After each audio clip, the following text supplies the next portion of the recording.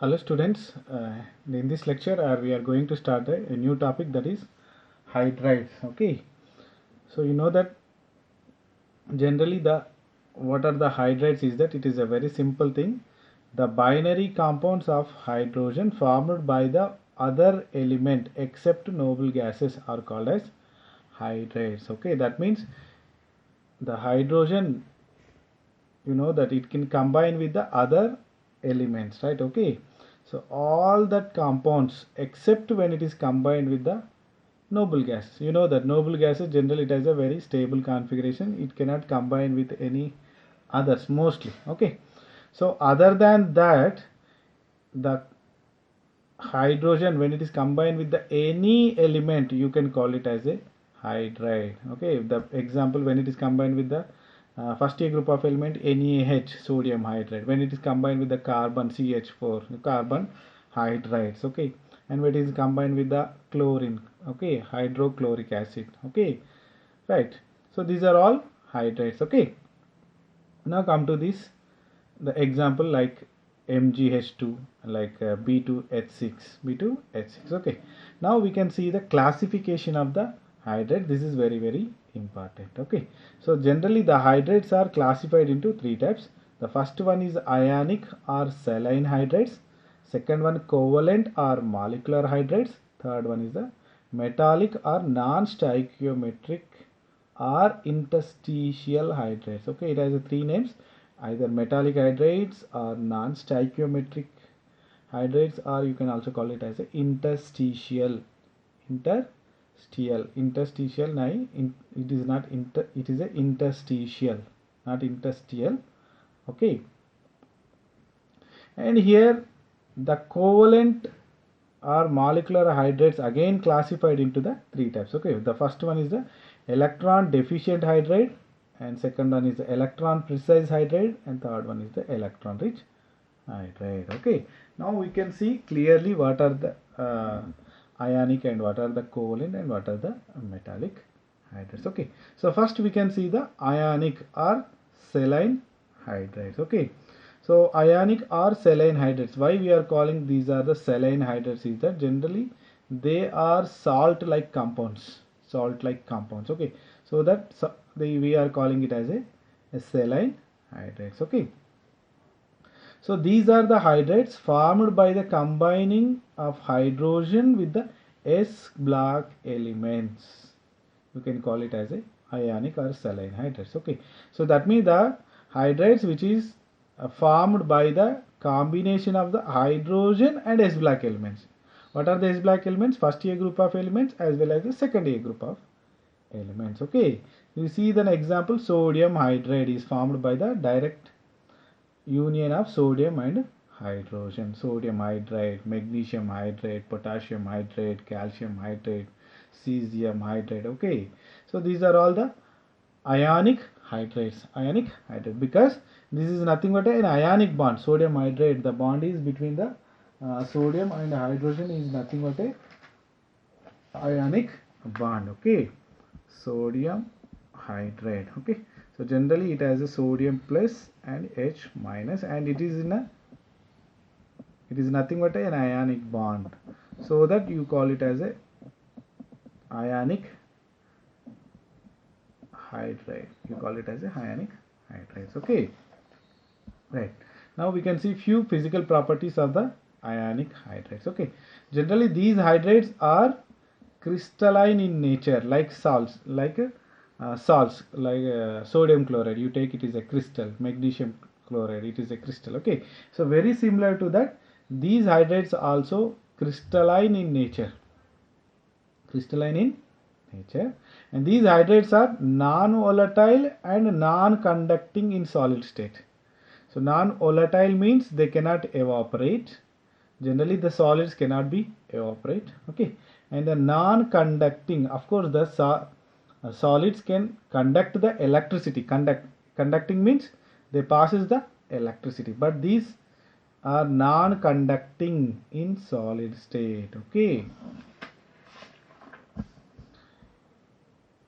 these have a high melting point. You know that what is the melting point? Okay, the melting point is nothing but the point where that solid will be converted into a liquid. Okay, so generally these have a very high melting points, and these conducts electricity in molten state. Molten state means in the form of liquid. In the form of solid state, those are non-conductors. They cannot passes any electricity, but these conducts the electricity in molten state, in the liquid state. Okay, so these are some physical properties. Next, chemical properties. These hydrates on electrolysis liberates the hydrogen gas at the anode. Okay, so generally these ionic hydrides on electrolysis liberates the hydrogen at anode. You know that electrolytic cells, right? You have one cell, and in that two electrodes can be present, and one is with the positive and one is with the negative, right? Okay, so this positive you call it as an anode, and this you call it as a cathode. Okay, and there will be some solution, you call it as a electrolyte. Okay, so in this, when you take the sodium hydride, you know that sodium is with the positive charge and H with the negative charge. So these minus charges, generally the negative charges go towards the positive charge of the electrode, that means anode. Okay, so the H minus ion reaches the anode and convert into the hydrogen, and it loses the two electron. Okay, this liberates the hydrogen gas during the electrolysis. Okay, so that is the thing. These hydrates on electrolysis liberates the hydrogen gas at the anode. Okay, and again these hydrates react violently with the water. Violently means very fast, and it releases huge amount of energy. Okay, by producing the dihydrogen gas. Okay, you take any example, lithium, sodium hydride, potassium hydride. Okay, so all react with the water very violently and releases the hydrogen and form some kind of bases. Okay, but come to the lithium hydride, this is a little bit stable. The lithium hydride is a little bit stable, it cannot react that violently. Okay, so that is the reason why this lithium hydride is used in the synthesis of some of the useful hydrides like lithium aluminum hydride and lithium borohydride. Okay, so these are the reagents, and these are very, very useful in the synthesis of the organic compounds, especially in the reduction process.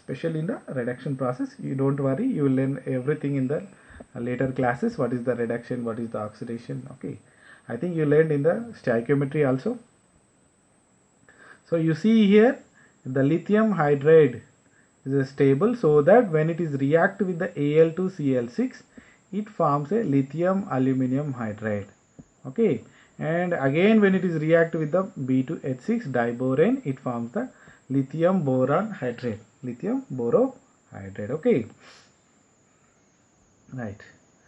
Now come to the second type. The first one is over, right? The ionic hydrides is over. Second one is the covalent or molecular hydrides. Okay, so these are the hydrides are formed by the p block elements, by the combination of p block elements. Very simple.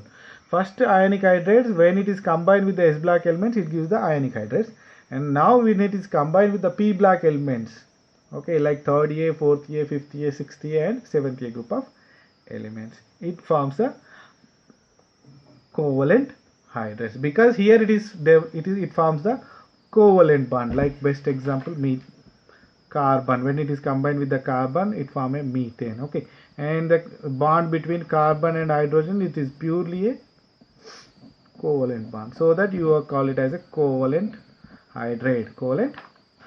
Okay, so already we discussed these covalent hydrides, further classified into three types. First one is the electron deficient, electron precise and electron rich. Okay, so now first we can see that sub classification, electron deficient hydrides. What are the electron deficient hydrides? Is that very simple. These are the molecular hydrides in which the available valency electrons are less than the are required for writing the Lewis structure, of the molecule. Okay, that means whatever the valence electrons available in this molecular hydrate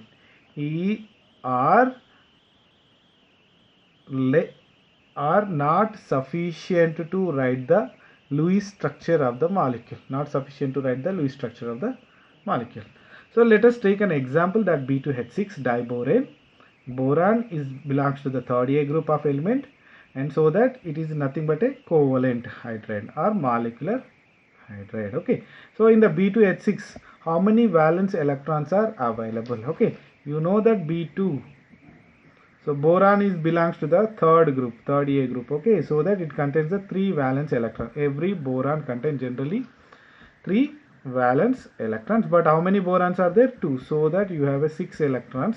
And come to the hydrogens, it has a 1 valence electron, and how many hydrogens are there? 6. So that overall 12 electrons are present in the B2H6 molecule. But what is the original structure? The original structure is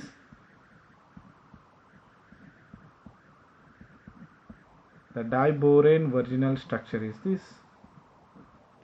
Okay, so you know that every bond is formed by the combination of 2 electrons, so that I am writing 2 electron here, 2 electron here, 2 electron here, 2 electron here, 2 electron here, 2 electron here, 2 electron here. So how many electrons are there in this? 1, 2, 3, 4, 5, 6, 7, 8, 9, 10, 11, 12, 13, 14, 15, 16. So that means to complete this structure, you need 16 valence electron. But how many you have? You have only 12 electron. So that means it is electron deficient. That means the available valence electrons are not sufficient to write this kind of structures. Okay, so mostly the hydrates of third A group. Hydrates are type of electron deficient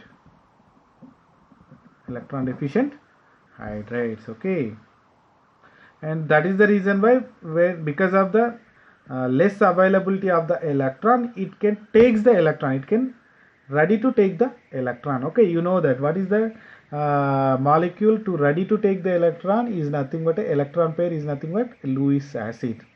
Okay, electrons donor is a base, electron acceptor is an acid. Okay, so that is the reason why these act as a Lewis acid.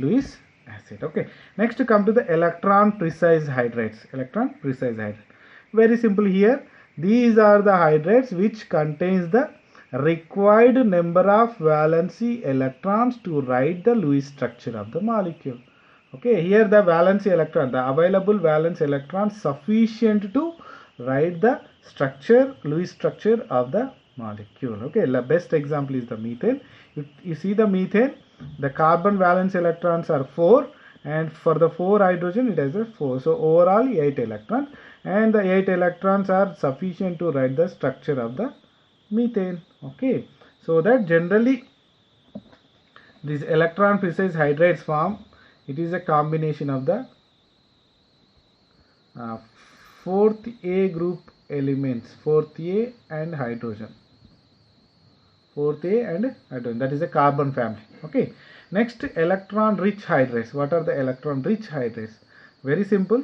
These are the molecular hydrates in which the available valence electrons are more than the required to write the Lewis structure of the molecule. So in the first case not sufficient, but here it is excess. The example is ammonia. So in the ammonia, nitrogen contains the 5 valence electron, for the 3 hydrogen 3 electrons, but overall 8 electrons it has. But what is the structure of the ammonia? The structure of the ammonia is nothing but this. So that how many electrons you required? 1, 2, 3, 4, 5, 6. You require only 6 electrons. But how many this molecule has? 8 electrons. so that it has excess electron. Those two are here, okay, non-bonding electron, okay. So these excess electrons, it has a excess electron, so that you call it as electron rich hydrates. The one more example is the water, okay, right. And another example is the HF, hydrogen fluoride, okay, right. In these hydrates, that means especially in the electron deficient, electron precise and electron rich hydrates,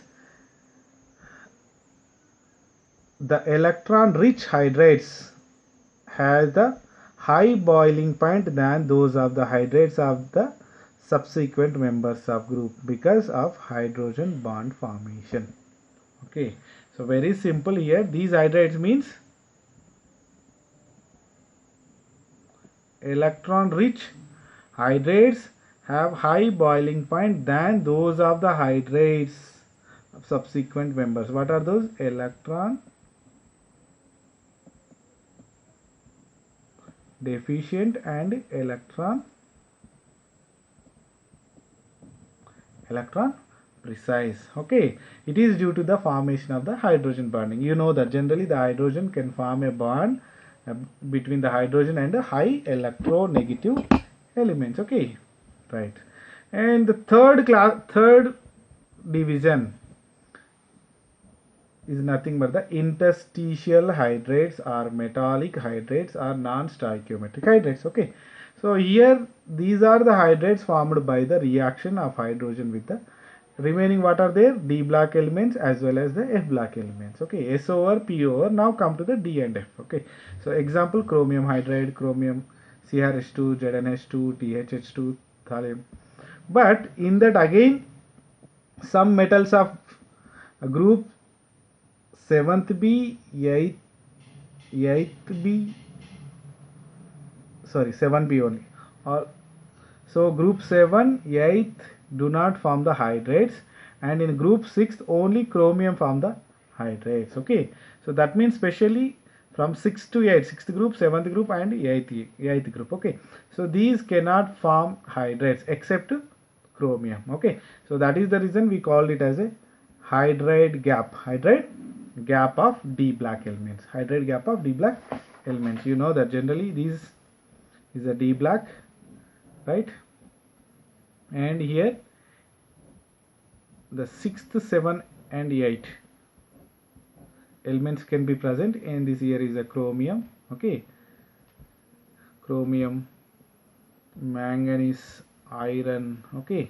So these are the groups, and these black cannot react with the hydrogen, so that you call it as a, this is nothing but a hydride gap of D block, and remaining can combine each other, okay.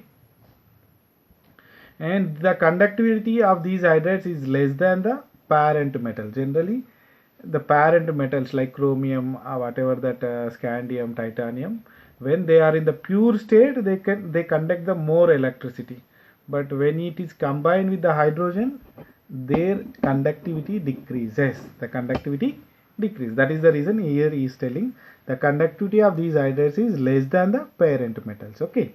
Next important is that these are non-stoichiometric compounds. Stoichiometric means you know that every time when you write the Na2CO3, so that means these are the sodiums are 2 there and carbonate is only 1 is there, so the 2:1 ratio, okay. Or else the sodium chloride, that means 1:1 ratio, okay. Or some magnesium hydroxide, so that means 1:2 ratio, okay. So everywhere you are writing in a whole numbers, okay, but nowhere you haven't mentioned about the 2:1.5 or something 1.4:1.25, right, okay. So you haven't mentioned up to now here, okay. But come to here, these are non-stoichiometric compounds, that means the ratios are not in the whole numbers. So here it is a 1:1.5 to 1.8, and the lanthanum hydrate it is 1:2.87, zirconium hydrate it is 1:1.3 to 1.75, So these are non-stoichiometric. Okay, so that is the reason why these are the law of these hydrates, law of constant composition does not found. That means in these hydrates you cannot see the law of constant composition. The composition will vary from one to another. Okay, constant ga undadu annamata. If suppose when you take that sodium hydroxide, the composition always is to be 1:1. కానీ ఇక్కడ అలా ఉండదు అన్నమాట. Okay, right. And the hydrogen of the metallic hydrates occupy the interstices of metallic lattice, so that these are called as the interstitial hydrates. Okay, what is the interstitial? These you things you learn in the solid state next year, but just for your understanding, what I am telling is that suppose you take that some metal. Generally you know that the metal occupies in a solid like this in a order. So in a big, I am writing very big. You assume that these are all the metals. Okay, why you are writing the sphere shape means obviously the atoms always takes the sphere shape, right? So while connecting each other, you see there are some gaps here, right? Here is also there is some gap. So these gaps you called it as a interstitials.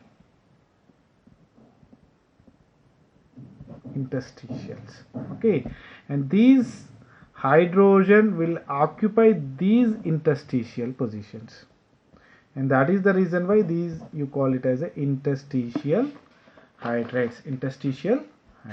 Okay, so this is all about the hydrates. Yeah, one more point is also there. You look at here is a lattice, and these small corners you call it as an interstitial, and these occupies the hydrogen occupies those places, so that you call it as an interstitial hydrates. Okay, and next one is that the property of absorption of hydrogen by transition metals is widely used in catalytic reaction or in the hydrogenation reactions for the preparation of large number of compounds. Because here what is happening is that the hydrogen is taking the interstitial positions, right? Okay, so that it is available in the metals and it is ready to react with the sum of molecules also, whatever required. So ఇక్కడ hydrogen ఉంది కాబట్టి ఏం చేస్తాం, ఈ hydrogen మనం వేరే రియాక్షన్లో utilise చేసుకోవాలనుకుంటాం అనమాట. Okay, so that is the reason why these metals act as a catalyst, okay, in the reduction or in the hydrogenation reaction. Okay, let us take the platinum. Generally the platinum absorb more amount of the hydrogen in the interstitials, and that interstitial hydrogen is available to hydrogenate the alkenes to alkanes. Okay, and some metals can accommodate a very large volume of hydrogen and act as a source of energy. If something, one metal, if it is takes the more amount of the hydrogen, so that what you will do, you can carry that hydrogen and you can use that hydrogen as a fuel. Okay, so that those metals you call it as a source of energy. Okay, right. And next there is a problem. The problem 8.2, you see here H2O has a higher boiling point than that of the H2S. Give reasons. So why that H2O has a high boiling point than that of the H2S is that very simple. On the basis of the molecular mass of the H2O, its boiling point is expected to be lower than that of the H2S, because sulfur has a more mass than the oxygen. Okay, you know that oxygen will be here and sulfur is here. Okay, so that with the downside in the periodic table mass increases. So when the mass increases, obviously the boiling point also should be increases, but the upper one, water, has a high boiling point than the H2S. Okay, however, due to higher electronegativity of oxygen, the magnitude of hydrogen bonding in water will be quite appreciable, hence the boiling point of the water will be higher than that of the H2S. It is very simple. How can you understand is that? So generally both in the water and H2S some kind of hydrogen bonds are available. Okay, hydrogen bonding. Okay, you know that oxygen is more electronegative, so that it forms some partial negative charge and it develops partial positive charge. Okay, so this is because of this negative charge, the hydrogen of the another oxygen form some kind of bond here. Okay, similarly one more hydrogen of the another water molecule form hydrogen bonding with the oxygen. Okay, and this is a very attractions are not that, these attractions are acceptable. Okay, these are attractions are very high, so that is the reason why the boiling points are very high. So why the boiling points are high is that very simple. You want to cleave, boiling point is nothing but the liquid you have to convert into the vapor. So in the liquid state it has a 4 bonds around the oxygen. How many bonds are there? 4 bonds are there. Okay, 2 hydrogen bond, 2 are the temporary hydrogen bondings and 2 are the permanent. So you want to convert this into the vapor. What you have to do? You have to cleave these bonds. You have to cleave these bonds. Okay, if these bonds are very strong, so that you need to supply more energy to convert that into the vapor. Okay, liquid to the vapor. Okay, so that is the reason why it has a very high boiling point. But when you come to the H2S, the sulfur has a less electronegativity, so that of course it also developed, but the charge is very small. So that is the reason why here the attraction between the sulfur and another hydrogen of the sulfur is very less. So if these attractions are less, so that with the minimal energy you can break this bond, so that you can convert this very easily into the vapor. So that is the reason why its boiling point is very less. Okay, so this is all about the hydrides. Okay,